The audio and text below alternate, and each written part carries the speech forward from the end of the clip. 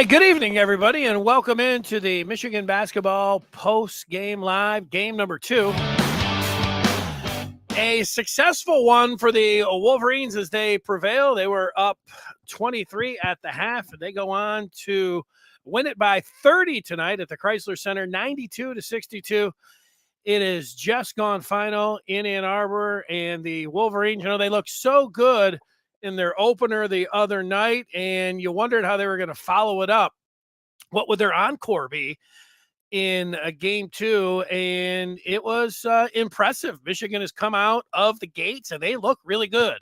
And we're ready to talk about it. We're here after every Michigan basketball game talking about the Wolverines. I like what I saw tonight. I don't know how you couldn't if you watch this team. They were led by Doug McDaniel and Olivier Kamwa, who will get to the box score and go through how everyone looked. But this particular game here, McDaniel, who has to carry the load at point guard, he's got to be the ball handler. He's got to do everything, and he's got to score. He's got to get everybody involved, and he was able to do that tonight.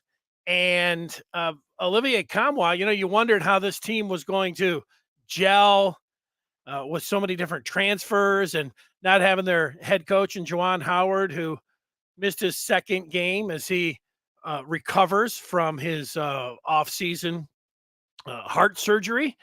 And this team is just they've been a surprise.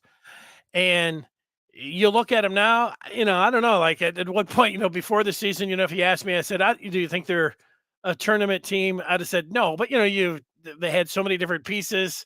I don't know if you have a caveat or not, yes or no. Does it really matter? What you thought? They were picked to finish 11th in the Big Ten.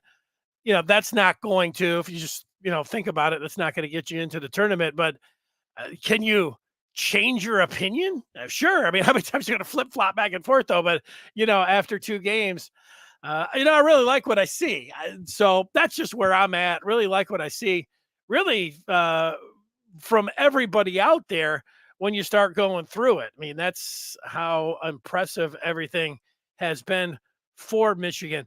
I want to look at a couple things here with this game tonight. Matt Shepard and Dane Fife were on the call. Shep, the play-by-play man, Dane Fife, the former Indiana Hoosier and former Michigan State assistant. I'd never heard him do color commentary for a game. Nice job. I liked him. Not a lot of razzle-dazzle or anything. Straightforward. I mean, that's Dane. But I liked his analysis tonight. He said something. He said, what did he say? I wrote it down. He said that this Michigan team is a guard away from being elite. One more ball handler. And he talked about being a top 10 team. Like, so, here I am after 2 games saying, hey, am I going to change my mind about, this, being a team that you think can make the tournament, that kind of thing. Dane Fife saying this Michigan team's a ball handler. They need one more ball handler, a guard away from being elite. Oh, yeah. They've got a ball handler. They've got a guard who hasn't played yet, who got injured last year in Jalen Llewellyn. And, at some point he is coming back. So they have that over there. So, I don't know if that's Dane Fife talking and saying that, but things like that are nice to hear from somebody who played the game, coached the game. And, he's, not, different guys, maybe next game, he was talking about, everybody's great. We'll have to see where he's from there. But, those were his thoughts. And, for me, I watched Olivier Kamwa last year in the NCAA tournament, and Tennessee took down Duke, and Kamwa was, he was awesome against the Blue Devils as Tennessee upset him and knocked him out of the tournament. And he has been as good as you could hope for with Michigan. How about, 5 of 5 of the first half? He doesn't miss. He's 7 of 7. he follows up with what he had 4 or 5 dunks in the opener. He had a couple more tonight. 17 points, 10 boards, and 4 assists. He knocked down his only 3, and he didn't miss a free throw. 2 for 2 from the charity stripe. This guy is he can do everything out there. You want him to post up, he can do that. He's got a mid-range game, and he can also shoot from outside, and he can run the floor and block shots. So he had a pair of blocks tonight. So lot to like about, actually everything to like about Kamwa. You watch these first 2 games, you say, this guy's just what, like you say, the doctor ordered. That's what you would want. Doug McDaniel and say, the diminutive point guard, he's going to have a lot on his shoulders. He has been everything that you would want in the first 2 games. McDaniel had 16 points tonight, 6 of 13 from the floor, just 1 of 6 from downtown, but he plays the game with such a flair. I don't know, he was in Dane Fife mentioned this during the game, said, maybe he was talking a little bit too much to UNC Asheville. And he was, and you could see Martelli, communicating with him. He looked like he was talking again tonight. I don't know, like this is, some players, this is their thing. I don't know, when I get a chance to talk with McDaniel again or talk with any of the coaches, sometimes this is just, what is in a player's makeup. They got to talk.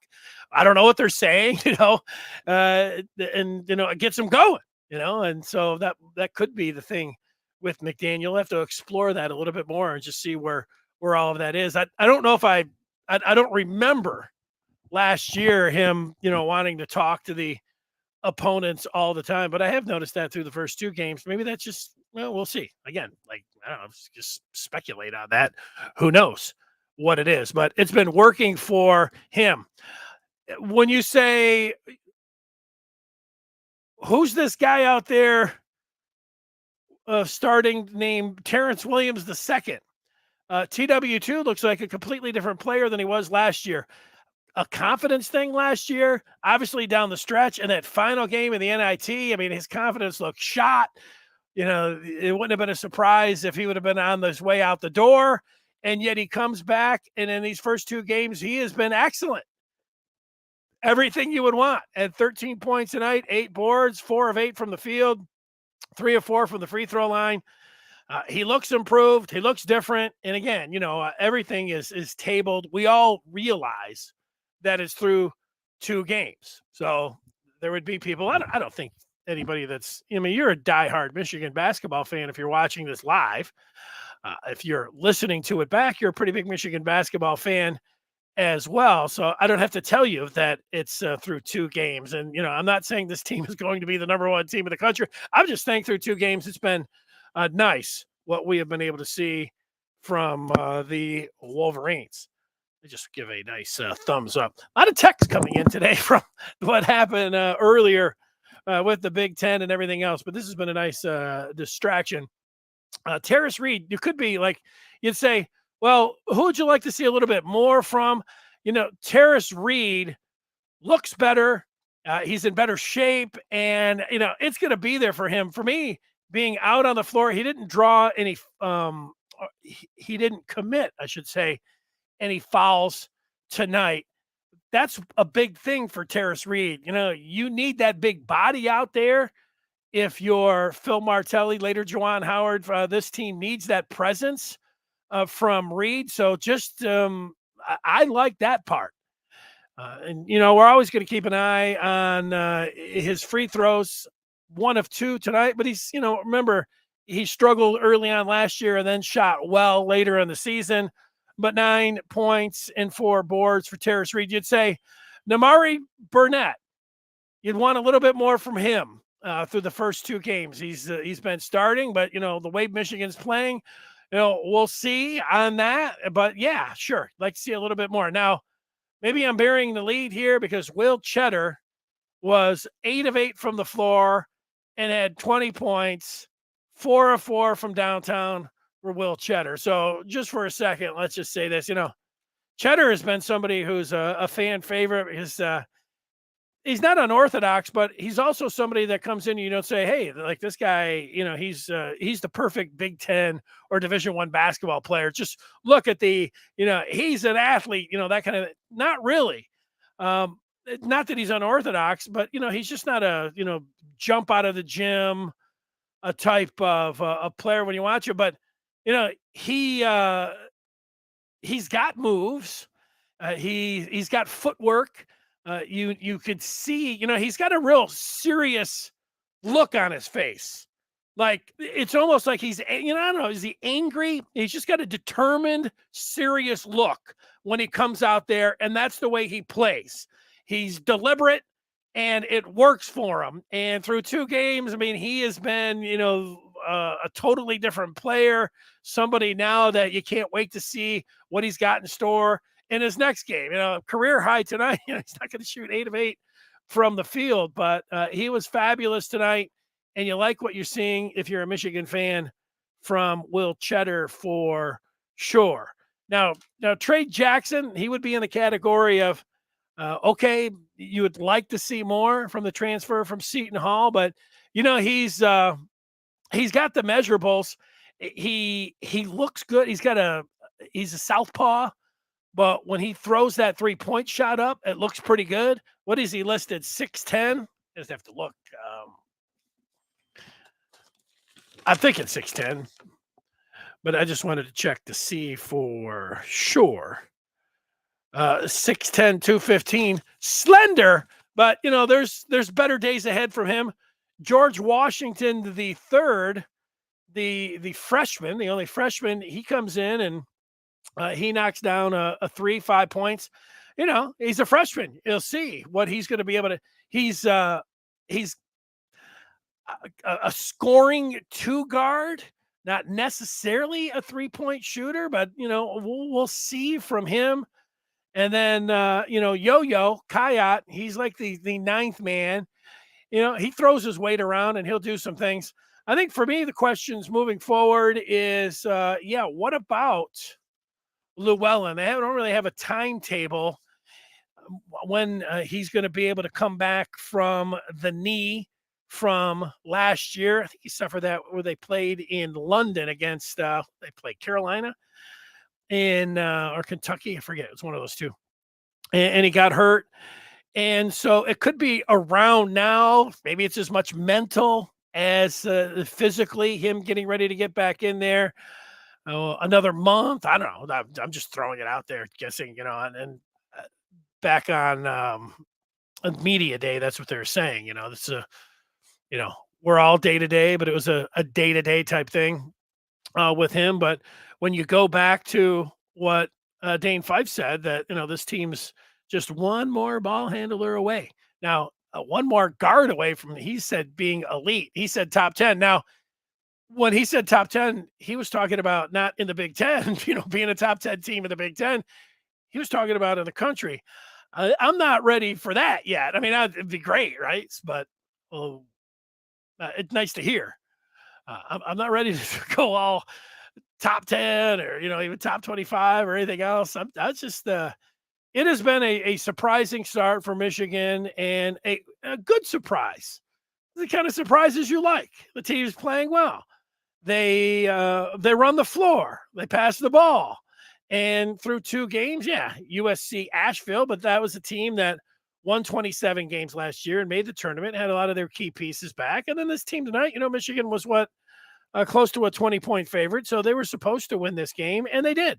They came out and did what they were supposed to do, but along the way, they looked good. It wasn't a sloppy performance. It was the opposite. They shared the ball. They shot well. They were hitting everything in the opener, from the field, from downtown, and from the free throw line. They didn't have necessarily that kind of 3-point shooting output tonight, but let's just look at the total numbers for Michigan, the team numbers, if you will. There we've got 35 of 66 from the floor, 9 of 26 from downtown. So not bad when you look at the field goal percentage or free throws, but you'd like to see a little bit more from downtown from this team. But up 23, doubled them up at the half, and then going on to a 30-point win.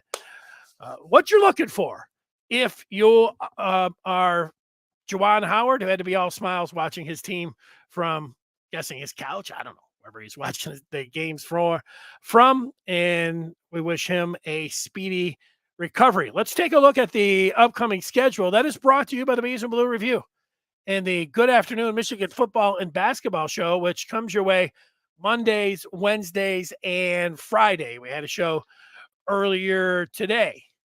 As soon as the show gets over with, I hit send, post the show, look down at my phone, and I see Jim Harbaugh's been suspended. I'm like, that's bad timing by me.